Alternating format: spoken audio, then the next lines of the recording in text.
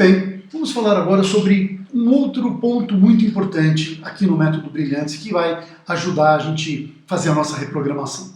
Ou seja, as inteligências e os aspectos.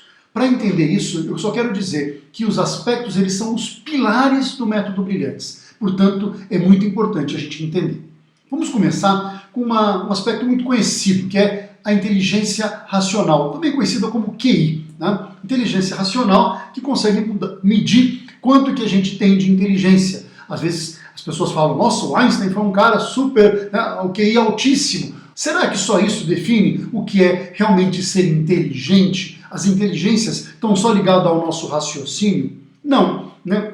Mais recentemente, houve um autor, né, Daniel Goleman, que falou muito sobre a inteligência emocional, que é, apesar da nossa inteligência racional, como é que eu me relaciono com os outros? Como é que eu me relaciono quando eu tenho uma frustração? Como é que eu me relaciono com o mundo emocionalmente? Existe também uma inteligência que domina tudo isso, que ele chamou de inteligência emocional, ou quociente de inteligência, por isso QE.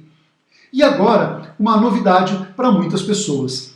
Além do QI e do QE, existe uma outra inteligência que é chamada de QS. Por que S? Em inglês, Spiritual Quotient, ou seja, quociente espiritual ou inteligência espiritual.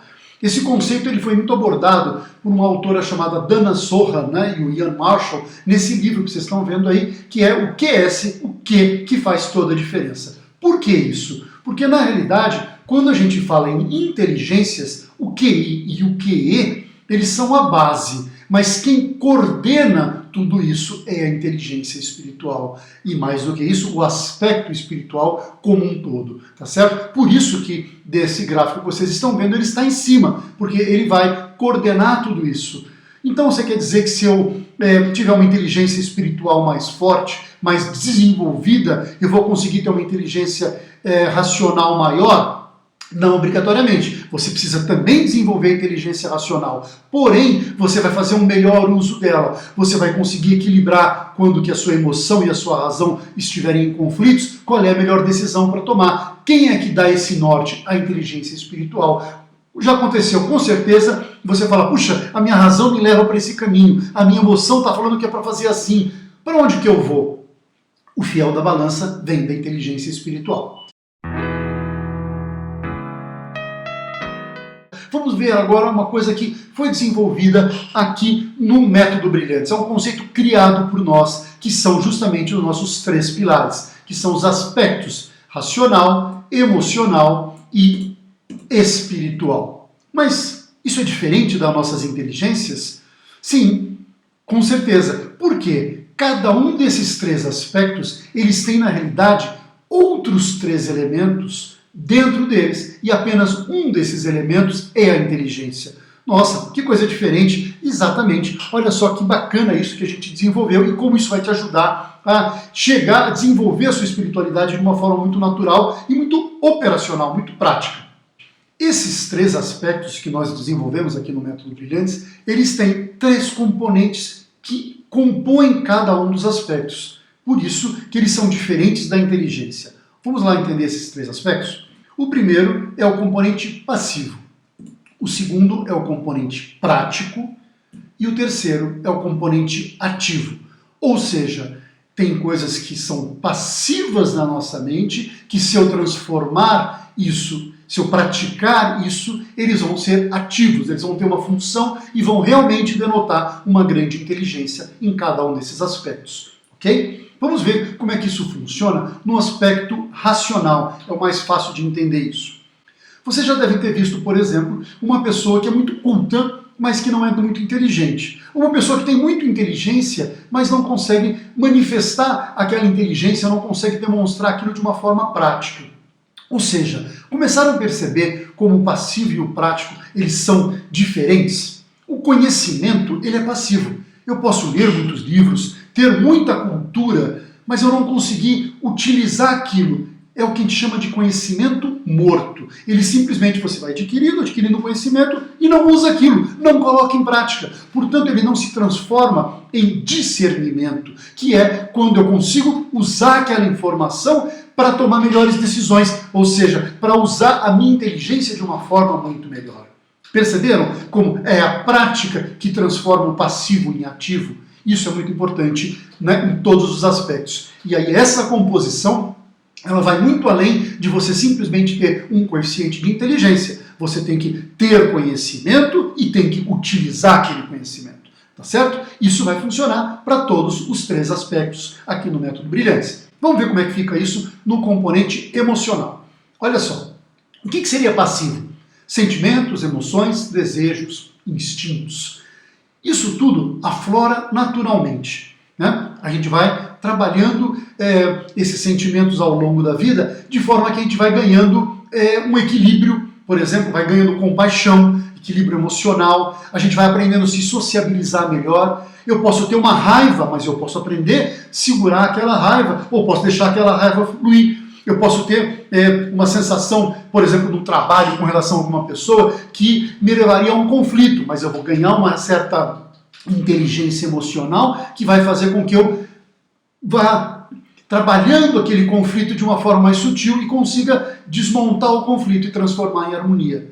Ou seja, aqueles sentimentos, que era o aspecto passivo, a gente vai aprendendo a ter um controle, a gente vai acolhendo aqueles sentimentos, vai aprendendo a ter um autoconhecimento. Então, tudo aquilo que poderia ser prejudicial para mim, porque é um sentimento natural que aflora e poderia me prejudicar, eu vou conseguir controlar. Olha, por exemplo, a automotivação. Né? Tem pessoas que começam a fazer um trabalho e param no meio, não conseguem ter, né, essa motivação própria. Ou seja, aquelas sensações acabam derrubando a pessoa. Quando ele percebe isso, ele consegue ter esse autoconhecimento emocional, ele fala, opa, olha só, eu querendo me derrubar aqui, eu vou lá, eu vou insistir, eu vou ter força, e consegue concluir o trabalho. Ou seja, mais uma vez, pelo aspecto totalmente emocional, esses sentimentos e emoções, eles vão ser pragmatizados para que então a gente consiga realmente gerar uma inteligência emocional. Agora vem o mais sutil de todos, que é a inteligência espiritual.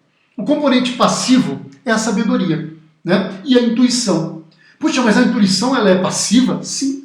Não adianta nada, gente, eu ter uma intuição maravilhosa de que eu tenho que seguir um caminho e eu ficar simplesmente com aquela intuição guardada. Para realmente o aspecto espiritual ser forte e ser fortalecido, eu tenho que colocar aquilo em prática. E para isso eu preciso, acima de tudo, como a gente já viu, de coragem, de fé, preciso acreditar naquilo, né? E ter essa percepção. Tudo começa com a percepção. Eu tenho que sentir e perceber que aquilo realmente é uma intuição. Eu tenho que começar a equacionar essa sabedoria, não só de uma forma passiva, mas no sentido que ela me dê visão, valores de vida, me dê sentido para a minha vida.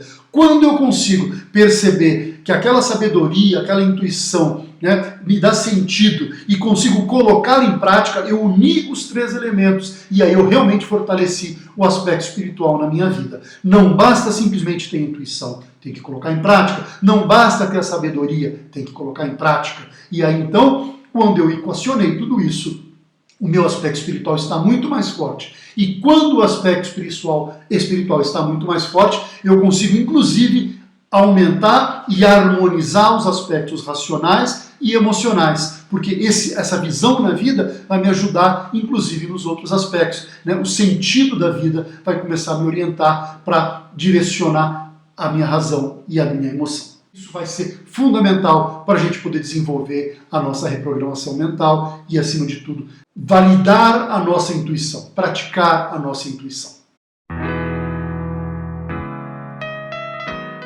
Agora eu vou falar para vocês uma coisa muito importante, que é a diferença entre espiritualidade e religiosidade.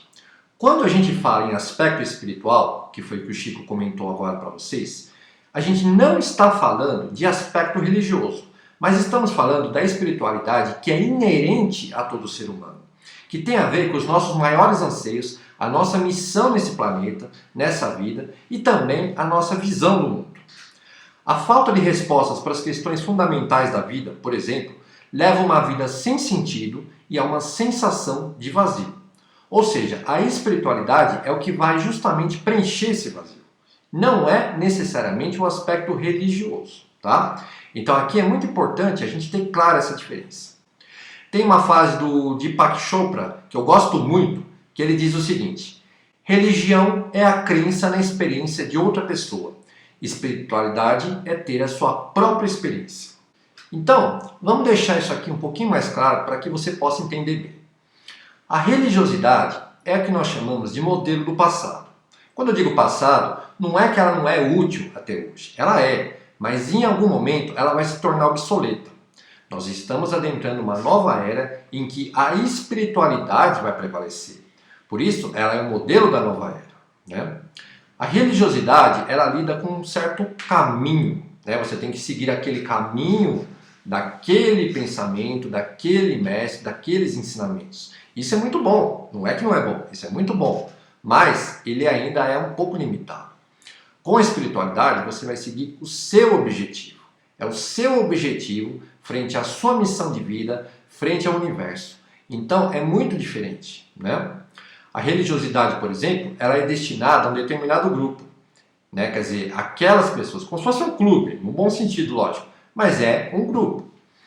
A espiritualidade é uma jornada pessoal. Ninguém pode te ajudar com isso. Até pode, né? Mas na verdade é uma busca interior, é um autoconhecimento, é uma busca sua e com o divino, diretamente, sem intermediário. Na religiosidade, você escolhe um caminho espiritual e os preceitos que você tem afinidade. Isso é lógico, né? Você vai seguir aquela religião que você se identifica com aquele mestre, com aquela forma de pensar, com aquela liturgia e com aquele grupo específico. Já na espiritualidade, você vai caminhar direto, sem estar preso a dogmas e preceitos. E isso é libertador, isso faz muita diferença para a sua busca espiritual, né? E aqui é onde entra o grande problema que a gente vê aí ao longo da história. A gente vai ver muito bem isso também no curso Evolução da Crença, que depois nós vamos falar um pouco sobre ele. A religiosidade ela não pode atuar sem a espiritualidade, senão vira imposição da fé. E para você atuar com a espiritualidade, você até pode ter um caminho religioso, mas ele não é necessariamente importante, né? Ele não é tão necessário assim. Agora, você ter um caminho religioso sem espiritualidade é onde é o grande problema. Isso vira imposição da fé, isso vira dogma, isso vira matar em nome de Deus, né? Que a gente viu muito ao longo da história, e é um grande problema realmente. E é por isso que muita gente na sociedade hoje tem muita aversão a religiões, por conta desse tipo de coisa que aconteceu, né? Então assim, a religiosidade ela tende à extinção.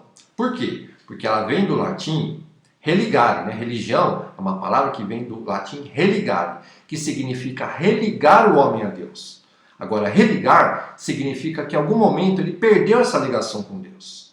Agora, então é muito simples. Se o homem volta a ter essa ligação com Deus, ele se religa a Deus, qual é a necessidade da religião? Nenhuma, né? Então, basta atuar com a espiritualidade. E é por isso que a gente está explicando tanto essa questão da lei do espírito, do comando da matéria, né, do aspecto espiritual aqui no Método Brilhantes, porque esse ponto da espiritualidade é que tem que ser bem desenvolvido. E esse ponto é que vai mover as pessoas. Não é o caminho de fé que você segue, tá? Então, costuma falar assim, né, que a religião é uma garrafa com rótulo. A espiritualidade é justamente o que tem dentro dela. Muitos brigam pela garrafa e poucos bebem o conteúdo, né? Ou seja, fica na briga externa, fica na forma, fica na liturgia, mas não é isso que é importante, não é isso que vai mudar a sua vida, é realmente o desenvolvimento interior. A essa altura, você deve estar se perguntando, e Deus? O Método Brilhantes vai falar de Deus? Está falando de espiritualidade, religiosidade, mas onde entra Deus nessa história? Sim, o Método Brilhantes não só vai falar em Deus, como acredita que isso faz toda a diferença em nossas vidas. Esse, aliás, é o maior diferencial do nosso método. Ou seja, enquanto a maioria dos concorrentes nossos, dos players do mercado, evitam falar em Deus, o Método Brilhantes coloca Deus como protagonista principal. O objetivo maior do nosso método é justamente a importância desse religar que eu expliquei para vocês, de fazer as pazes com Deus, para a gente poder voltar a sentir o aspecto divino original que vive dentro de nós, que nós chamamos também de intuição divina. Ao longo dos nossos cursos, nós vamos ensinar